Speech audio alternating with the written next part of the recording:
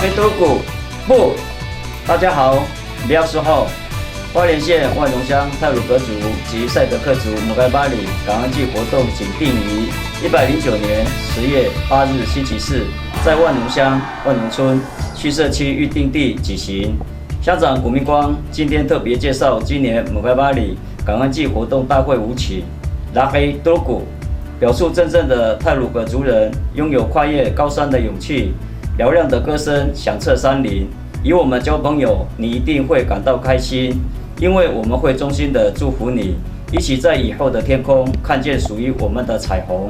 活动当日有传统展演、传统竞技及 DIY 等内容，本乡也提供了大会舞曲教学影片，欢迎各位乡亲能利用先行练习，到时我们万荣乡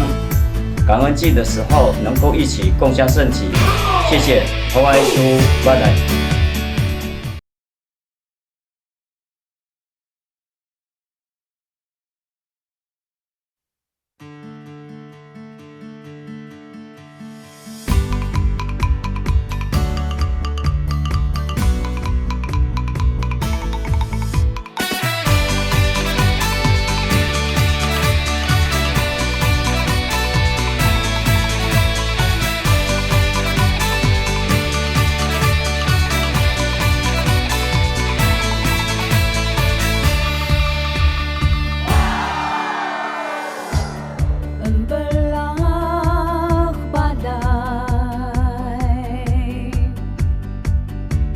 Sikau bim kesah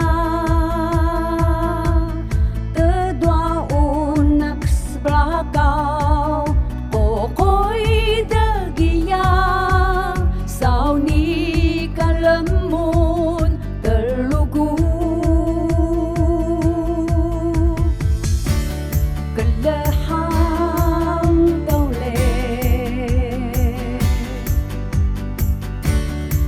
Abim holy sebeholan uyan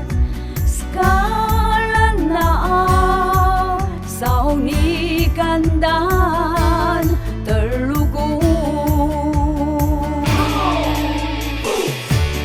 yakula